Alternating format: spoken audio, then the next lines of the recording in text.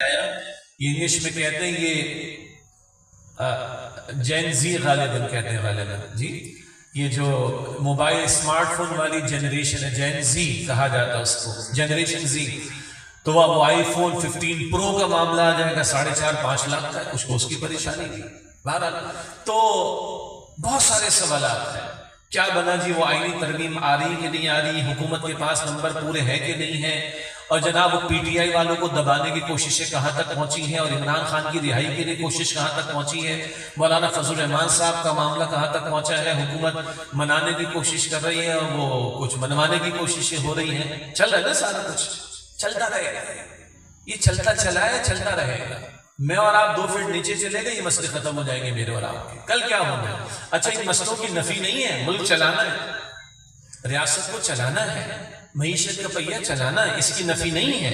ان معاملات سے بالکل اپنے آپ کو ڈیٹیچ نہیں کر سکتے، علیحدہ نہیں کر سکتے. ان سب کی بھی فکر کرنی کوئی مسئلہ نہیں، لیکن سب سے بڑے مسئلے کی فکر زیادہ کرنی ہے. سیدھی سی بات ہے، جتنا دنیا میں رہنا اتنا دنیا کی فکر کر لیں، اور جتنا آخرت میں رہنا اتنا آخرت کی فکر کر لیں. وہ انگلش میں کہتے ہیں کہ ایک شارٹ ٹرم معاملہ ہوتا ہے لائبلٹی کا، ایک لانگ ٹرم معاملہ ہوتا ہے لائبلٹی کا. ایک مختصر وقت کا مسئلہ ہوتا ہے، ایک دائمی مسئلہ ہوتا ہے، ہمیشہ کا مسئلہ ہوتا ہے. دنیا مختصر سی ہے تو اس کی فکر مختصر ہی رکھیں تو اچھی بات ہے نا، لاجیکل بات ہے، عقل میں آنے والی بات ہے کہ جو مختصر مسئلہ اس کی فکر بھی مختصر کرے، جو بڑا مسئلہ اس کی فکر بھی زیادہ کرے. دنیا مختصر مسئلہ دنیا کی فکر کرے مگر مختصر کرے، اور آخرت ہمیشہ ہمیشہ کا مسئلہ اس کی فکر بہت زیادہ کرے. تو میری آپ کی زندگی کے اہم ترین 5 سوالات کسی میڈیا چینل پر نہیں آتے، کسی واٹس ایپ کی اپڈیٹس میں نہیں آتے، کسی بریکنگ نیوز میں نہیں آتے، مگر اللہ کے رسول نے یہ پرچہ آؤٹ کیا ہوا. یہ بچوں کو سمجھ میں آنے والی بات ہے. اللہ کے رسول علیہ السلام نے آخرت کے بارے میں جو کوسچن پیپر ہے وہ آؤٹ کر دیا ہے. اللہ نے بھی آؤٹ کیا، قرآن کریم میں بھی سوالات ہیں، مگر ایک حدیث کے 5 سوال ہی عرض کر رہا ہوں. وہ پہلا سوال ہوگا، جب تک یہ 5 سوالات کے بندہ جواب نہیں دے گا، حدیث جامع ترمذی میں بندہ اپنی جگہ سے اپنے قدم ہٹا نہیں سکے گا. پہلا سوال، زندگی تم نے کہاں لگائی؟ یہ زندگی اللہ کی عطا کردہ ہے، اس جان کا مالک اللہ ہے، اس وجود کا مالک اللہ ہے. ہم مالک نہیں ہیں جو چاہے سو کرے، نہ یہ آپ کا میرے اختیار نہیں. کرنا وہ ہے جس کی مالک نے اجازت دی، خالق کائنات. ان حدود میں رہ کر کرنا جو حدود خالق کائنات اور اس کے رسول علیہ السلام نے معین کر دی. پہلا سوال ہوگا، بتاؤ زندگی کہاں لگائی؟ اللہ کی مرضی میں لگائی، اللہ کی ناراضگی میں لگائی؟ اس کو راضی کرنے کی محنتیں کی ہیں، اس کو ناراض کرنے کی محنتیں کی؟ دوسرا سوال، بتاؤ تم نے جوانی کہاں کھپائی؟ زندگی کا پیک ٹائم جب ساری توانائیاں انرجی اپنی انتہا پر ہوتی، پہاڑوں سے ٹکرانے کا حوصلہ انسان میں ہوتا ہے، طاقت کے نشے میں آ کے گردن بھی مروڑ دیتا ہے.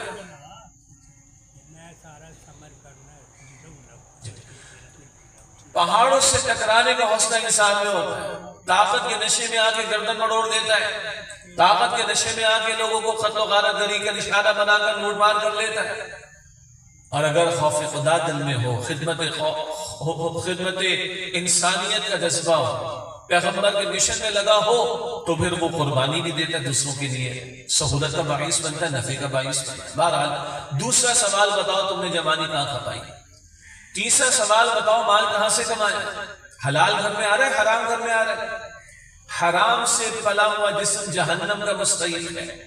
لوگوں کی زمینوں پر قبضہ کر کے، لوگوں کی جائیدادوں پر قبضہ کر کے اپنی تجوریاں بھر رہے ہیں، لوگوں کی گردنیں کاٹ کر اپنی تجوریاں بھر رہے ہیں، وراثت کا مال ہڑپ کر کے بہنوں کو حصہ نہیں دیتے، بیٹیوں کو حصہ نہیں دیتے، چھوٹے بھائیوں کو حصہ نہیں دیتے، وراثت کا مال ہڑپ کر کے ڈکارے لے کر اپنا پیٹ بھر رہے ہیں. یہ حرام ہے، اور حرام سے پلا ہوا جسم جہنم میں جائے گا. مسلم شریف میں رسول اللہ صلی اللہ علیہ وسلم کی روایت موجود ہے. تو تیسرا سوال، بتاؤ مال کہاں سے کمایا تم نے؟ چوتھا سوال، بتاؤ مال کہاں خرچ کیا؟ نہ کمانے میں آزاد، نہ خرچ کرنے میں آزاد. مسلمان ہے، کافر آزاد ہے، جو چاہے سو کرے. حدیث میں آتا ہے کہ الدنیا سجن المؤمن و جنت الکافر. دنیا مومن کے لیے قید خانہ، ادھر مومن پابند ہے، جنت میں جو چاہے گا کرے گا، جو چاہے گا ملے گا. اور یہ دنیا کافر کی جنت ہے، وہ اپنی مرضی چلاتا ہے. نعرے چلتے آج ہمارے، میرا جسم میری مرضی. میں جو چاہوں سو کرو، it's my choice, it's my style. نہ، مسلمان پابند ہوتا ہے، آزاد نہیں ہوتا. جنت میں آزاد ہوگا. قرآن پاک کہتا ہے وَلَكُمْ فِيهَا مَا تَشْتَهِي أَنفُسُكُمْ وَلَكُمْ فِيهَا مَا تَدَّعُونَ. جو تم چاہو گے تمہیں عطا ہوگا، جو تمہاری خواہش ہوگی، جو تم پسند کرو گے تمہیں عطا ہوگا، جو تم مانگو گے تمہیں عطا ہوگا. تم جو چاہو گے تم کر سکو گے اور مانگ سکو گے، مگر وہ جنت میں مسلمان کے لیے. دنیا کافر کی جنت ہے، وہ جو چاہتا ہے ادھر کرتا ہے، لیکن مسلمان پابند رہ کر. تو 14 سوال بتاؤ، جو مال کمایا وہ کہاں خرچ کیا، کیسے خرچ کیا. اور 5واں سوال ہوگا جو علم حاصل کیا اس پر کتنا عمل کیا. آج آپ ٹی وی پر دیکھتے، سوشل میڈیا پر ہر بندہ اپنی ذات میں ایک اسکالر بنا ہوا ہے، ہر بندہ یوٹیوبر بنا ہوا ہے، ہر بندہ موٹیویشنل اسپیکر بنا ہوا ہے، ہر بندہ اپنا چینل بنا کے کمائی میں لگا ہوا ہے، ہر بندہ ہر بات پر تبصرے کر رہا ہے. وہ مذاق میں کسی نے کہا کہ ہمارے بندہ جو ہے وہ دہی خریدنے بازار جاتا ہے، دہی واپس آتا ہے تو ڈیفینس انالسٹ بن جاتا ہے، دفاعی تجزیہ کار بن جاتا ہے، پورے ملک کے دفاع کے بارے میں اور حالات کے بارے میں تجزیہ کر رہا ہوتا ہے. اور جو حجام کی دکان ہوتی ہے نا، بال کاٹنے والے کی، وہاں تو کبھی لائن لگ جاتی ہے، آدھا گھنٹہ بھی بیٹھنا پڑ جاتا ہے. اگر وہاں بیٹھ کر آ جاتا ہے تو اس سے بڑا کوئی تجزیہ کار ہی نہیں ہوتا ہے، ہر بندہ لگا ہوتا ہے. اللہ کے بندو، اتنی تمہاری معلومات ہے، اتنی تم باتیں کر لیتے ہو، اتنی تم دلائل دے دیتے ہو. اللہ پوچھے گا جو علم ملا اس پر تم نے کتنا عمل کیا. پیغمبر فرمانے علیہ السلام، بندہ جب تک ان 5 سوالات کے جوابات پیش نہیں کر دے گا اس کے قدم اس کی جگہ سے ہٹ نہیں سکیں گے. جو شعور کی عمر کو پہنچ چکا ہے، یہ ساری باتیں بہت واضح ہیں، بہت سادہ ہیں، اور ہم ماننے والے ہیں، مسلمان ہیں. ہمارے لیے سبق نیا نہیں ہے، مگر اکثر اور بیشتر اس بارے میں ہم غفلت میں مبتلا ہو جاتے ہیں. اس لیے میں نے چند تمہیدی باتیں آپ کے سامنے رکھی. اب آ جائیے ذرا والدین کے تعلق سے کلام ہو جائے، اور ان کی اولاد کے بارے میں کلام ہو جائے، اور ذرا گھر کے بارے میں بھی تھوڑی سی بات ہم کر لیں. اللہ تعالیٰ کا دین سب سے زیادہ ہدایات ایک فرد کے لیے دیتا ہے. قرآن پاک کا موضوع اگر ایک لفظ میں بیان کرنا چاہے تو وہ انسان ہے. یہ قرآن کریم اللہ نے آخری الہامی کتاب انسانیت کی ہدایت کے لیے عطا فرمائی. ہدی للمتقین، ہدی للناس قرآن پاک فرماتا ہے یہ سارے انسانوں کے لیے ہدایت ہے، اور یہ متقین کے لیے ہدایت ہے جن میں خوف خدا ہوگا، کل کی جواب دہی کا احساس ہوگا، وہ اس سے ہدایت پائیں گے. اور ہر نماز کی ہر رکعت میں دعا ہمیں سکھا دی گئی، اہدنا الصراط المستقیم، اللہ سیدھے راستے کی ہدایت ہمیں عطا فرما دے. ہم ہدایت کی بہت محتاج ہیں. جنت میں داخلہ جب ہوگا تو جنت والوں کی زبان پر یہ شکرانے کے کلمات ہوں گے، الحمدللہ الذی ہدانا لہذا. تمام شکر تعریف اللہ تعالیٰ کے لیے جس نے یہاں جنت تک پہنچنے کی ہدایت ہمیں عطا فرما دی. یہ سورہ اعراف کی آیت نمبر 43 میں بات آتی ہے. تو ہم ہدایت کے محتاج ہیں جنت میں داخلے تک. یہ نہیں کہ مسلمان کے گھر میں پیدا ہو گئے بس بات ختم، یہ نہیں کہ کلمہ ہم نے پڑھ لیا بات ختم، یہ نہیں کہ جمعے کی 2 رکعت ادا کرنے کی توفیق مل گئی بات ختم، یہ فقط نہیں کہ 5 وقت کی نماز کی توفیق مل گئی جو کہ فرض ہے اور بات ختم. نہ، یہ نہیں کہ کچھ ہم نے سیکھنا شروع کر دیا دین کو، نہیں، بات ختم نہیں ہوئی. یہ پوری زندگی میں اللہ کی بندگی پر گزرے یہ معاملہ زندگی کا، یہ ہے ہدایت کا ملنا. کلمہ نصیب ہو جائے موت کے وقت، اللہ کا ذکر زبان پر آ جائے، یہ بھی ہدایت کا تقاضا ہے. قبر میں سوالات کے جوابات دینا آسان ہو جائے، حشر کے میدان میں پیشی آسان ہو جائے، الصراط جسے ہم پل صراط کہتے ہیں اس سے گزرنا آسان ہو جائے، اور وہاں سے گزر کر جنت تک پہنچ جائیں، تب تک ہم اللہ تعالیٰ کی ہدایت کے محتاج ہیں. اس احساس کے ساتھ سورۃ الفاتحہ میں دعا کرنی چاہیے، اہدنا الصراط المستقیم.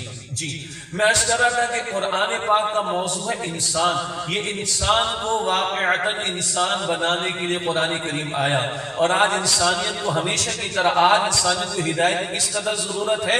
نتن یاہو کا چہرہ دیکھنا ہو تو دیکھ لیں، اس کی درندگی دیکھنی ہو تو دیکھ لیں. ان ظالموں کا ساتھ دینے والا امریکہ جو چیمپئن بنتا ہے دنیا میں ڈیموکریسی کا، جو چیمپئن بنتا ہے حقوق العباد کا، ہیومن رائٹس کا، حقوق انسانی کا، اگر کسی نے مکروہ چہرہ دیکھنا ہے جو بے نقاب ہو چکا ہے، وہ برطانیہ کا مکروہ چہرہ دیکھ لے جو اس وقت درندگی کرنے والے، ظلم برپا کرنے والے اسرائیل کا کھڑے ہو کر ساتھ دے رہا ہے. کئی مشرقی یورپ کے ممالک جو ہے وہ دنگے کی چوٹ پر اسرائیل کی درندگی میں ساتھ دے رہے ہیں. بھارت دنگے کی چوٹ پر اسرائیل کا ساتھ دے رہا ہے. اور حد تو یہ کہ کچھ مسلم ممالک نے ابھی تک اسرائیل سے اپنے تعلقات ختم نہیں کیے. یہ درندگی ہے، اور درندگی کا ساتھ دینے والے بھی درندے. دعویٰ ہے کہ وہ دنیا میں چیمپئن ہے ڈیموکریسی کے، جمہوریت کے. دعویٰ ہے کہ وہ ہیومن رائٹس کے، حقوق انسانی کے چیمپئن ہیں. دعویٰ ہے کہ وہ تہذیب یافتہ ہیں. دعویٰ ہے کہ وہ ترقی یافتہ ہیں. چہرے دیکھنے کیسے بے نقاب ہو گئے. یہ سب بتا رہا ہے something is missing. انگلش میں کہتے ہیں کچھ مس ہو رہا ہے. وہی ہے جس کو ہم ہدایت کہتے ہیں، جو پہلے دن سے اللہ تعالیٰ نے آدم علیہ السلام کے ذریعے دینا شروع فرمائی اور نبی مکرم صلی اللہ علیہ وسلم پر اس کی تکمیل فرمائی. اس ہدایت، اس قرآن کا اولین موضوع ہے انسان. اور اس انسان کو اللہ نے بنایا ایسا کہ وہ اکیلے رہ نہیں سکتا. انگریزی میں اس کو سوشل اینیمل کہا جاتا ہے. انسان سوشلائزیشن چاہتا ہے، معاشرت چاہتا ہے، مل جل کر رہنا چاہتا ہے. وہ تنہا رہ نہیں سکتا. ہم دیکھیں دائیں بائیں جانور ہیں، ہم دیکھتے ہیں بکری کا بچہ پیدا ہوتا ہے، کچھ دیر اس کی ٹانگیں کاپتی ہیں، وہ سیدھا کھڑا ہو جاتا ہے. اور انسان کا بچہ 8-10 مہینے پڑا رہتا ہے. ہاں یا نا؟ اتنا بیچارہ محتاج ہے انسان، اتنا ڈیپینڈنٹ ہے وہ، اتنا وہ منحصر رکھا گیا ہے، انحصار کرتا ہے. ماں اس پر اپنے آپ کو کھپاتی، باپ اپنے آپ کو اس پر کھپاتا ہے، بڑے بہن بھائی اس پر اپنے آپ کو کھپاتے ہیں، کبھی دادا دادی چاچا تایا ہوتے وہ اپنے آپ کو کھپاتے ہیں، وغیرہ وغیرہ. انسان اتنا کمزور ہے تو وہ اکیلے رہ ہی نہیں سکتا. اللہ نے انسان کی ساخت ایسی بنائی کہ وہ مل جل کر ہی رہ سکتا ہے. رات لاہور میں ایک پروگرام تھا، وہاں تو موضوع تھا خاندانی نظام کے بارے میں. وہ تفصیل تو وہاں پر ہم نے بیان کی. وہیں پہ یہ نقطہ بھی زیر گفتگو آیا کہ یہ انسان اکیلے نہیں رہ سکتا، مجبور ہے کہ مل جل کر رہے. اس کے لیے اللہ کے دین نے نکاح کی تعلیم عطا کی ہے، اور اس نکاح کے ذریعے ایک مرد اور عورت کا جب تعلق قائم ہوتا ہے تو گھر وجود میں آتا ہے. اسی تعلق کے نتیجے میں اللہ اولاد عطا فرماتا ہے. یہ گھر بنتا ہے، یہ گھر آباد ہوتے ہیں تو معاشرہ بنتا ہے، اور گھر مضبوط ہوں گے تو معاشرے مضبوط ہوں گے.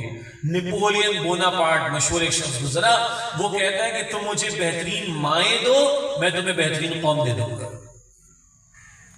اور آج آپ غور کیجئے، اس علاقے میں تو خیر روایات باقی ہیں، لیکن دنیا گلوبل ہو گئی، فتنے گلوبل ہیں. آج دنیا میں تہذیب کے نام پر عورت کی امپاورمنٹ، عورت کی آزادی، عورت کو باہر لا کر کھڑا کرنا، نہ جانے کیسے خوبصورت نعرے دیے جا رہے ہیں.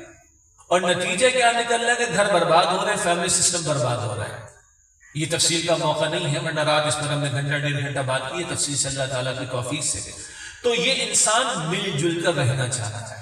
چنانچہ نکاح کی تعلیم ہے، اور اس نکاح کے نتیجے میں شوہر بیوی کا تعلق قائم ہو تو ایک دوسرے کو سکون ملے.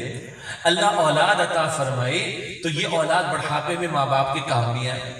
اور اللہ نے ماں باپ کے دل میں اولاد کی محبت رکھی ہے تاکہ یہ پیدا ہونے والے بچے بچیوں کو ماں باپ کی شفقت ملے، پروٹیکشن ملے، تحفظ ملے، سایہ ملے، اچھے انداز سے ان کی پرورش ہو سکے. اور پھر ماں باپ کی ذمہ داریاں بھی بیان کی گئیں، اولاد کی بھی ذمہ داریاں بیان کی گئیں. یہ جو اولاد ہے یہ آپس میں بہن بھائی، یہ رحمی رشتے دار ہیں، ان کی ذمہ داریاں بیان کی گئیں. پھر ان کی ایکسٹینڈڈ فیملی ہوتی ہے اور محرم رشتے دار بھی ہوا کرتے ہیں، چچا ہے، تایا ہے، اوپر جائے تو دادا ہے، نانا ہے. اسی طرح اور خواتین رشتے دار ہوا کرتی ہیں، خالہ ہے، پھپھو ہے. اللہ تعالیٰ نے پھر یہ خاندانوں کی محبت پیدا کرنے کے لیے صلہ رحمی کا حکم دیا ہے، رشتے داروں کے ساتھ بھلا سلوک کرنے کا حکم دیا ہے، تاکہ ایک فرد کو یہ پورا تحفظ ملے، پروٹیکشن ملے، معاونت ملے، سپورٹ ملے، مدد ملے، اور یہ ایک فرد مضبوط بنیادوں پر پروان چڑھ سکے. یہ اسلام نے بڑا خوبصورت نظام ہمیں عطا فرمایا ہے. اب آئیے براہ راست ہم آ جائیں گھر کے حوالے سے. کچھ آیات میں نے پہلے تلاوت کی تھی. اللہ تعالیٰ کبھی جہنمی گھرانوں کا ذکر کرتا ہے قرآن کریم. جہنمی گھرانے سورہ زمر کی آیت نمبر 15 میں ہے قُلْ إِنَّ الْخَاسِرِينَ الَّذِينَ خَسِرُوا أَنفُسَهُمْ وَأَهْلِهِمْ يَوْمَ الْقِيَامَةِ. اے نبی علیہ السلام فرما دیجئے کہ بے شک قیامت کے دن خسارے میں تو وہ لوگ ہوں گے، نقصان میں تو وہ لوگ ہوں گے جنہوں نے سب سے بڑھ کر اپنے آپ کو قیامت کے دن خسارے میں ڈالا ہوگا.